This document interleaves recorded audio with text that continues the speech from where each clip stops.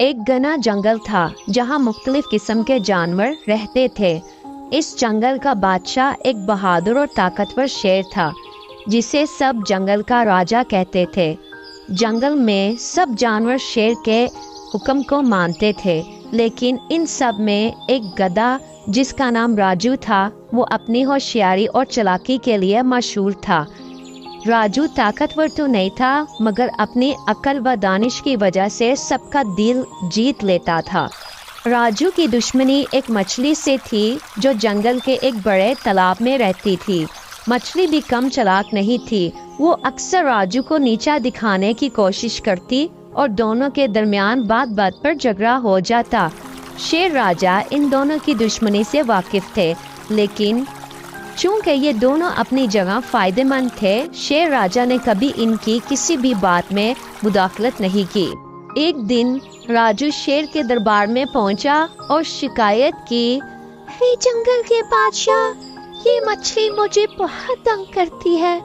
हर बार जब मैं तालाब के करीब जाता हूँ, ये तालाब का पानी गंदा कर देती है और मुझे पानी नहीं पीने देती है।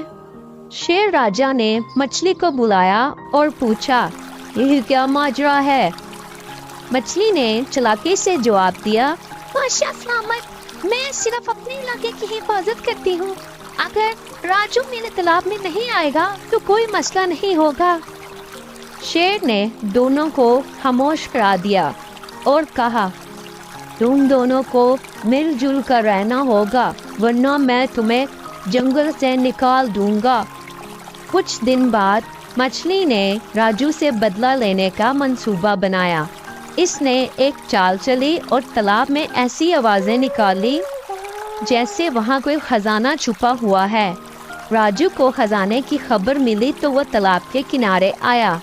मछली ने कहा, अगर तुम खजाने तक पहुँचना चाहते हो तो तुम्हें मेरे बनाए हुए मुश्किल सवालात के जवाब देने होंगे। राजू सवालात के जवाब देता रहा, लेकिन मछली हमेशा कहती, ये गलत जवाब है, खजाना नहीं मिलेगा। राजू समझ गया कि ये एक धोखा है और वो गुस्से से शेर राजा के पास शिकायत करने चला गया। अब राजू ने मछली को सबक सिखाने का इरादा किया। इसने तालाब के करीब एक जाल बिछाया और मछली को वर्गलाया कि शेर राजा ने तुम्हें पकड़ने का हुक्म दिया है। मछली डर गई और राजू से मदद मांगने लगी। राजू ने शर्त रखी कि वो उसे तभी आज़ाद करेगा अगर वो दुश्मनी ख़त्म कर दे।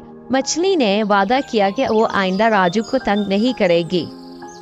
जब शेर राजा को इस वाक़या का इल्म हुआ, इसने राजू की होशियारी की तारीफ की और कहा, तुम दोनों की दुश्मनी जंगल के अमन को नुकसान पहुंचा रही थी, लेकिन राजू तुमने अपनी समझदारी से ये सब खत्म कर दिया।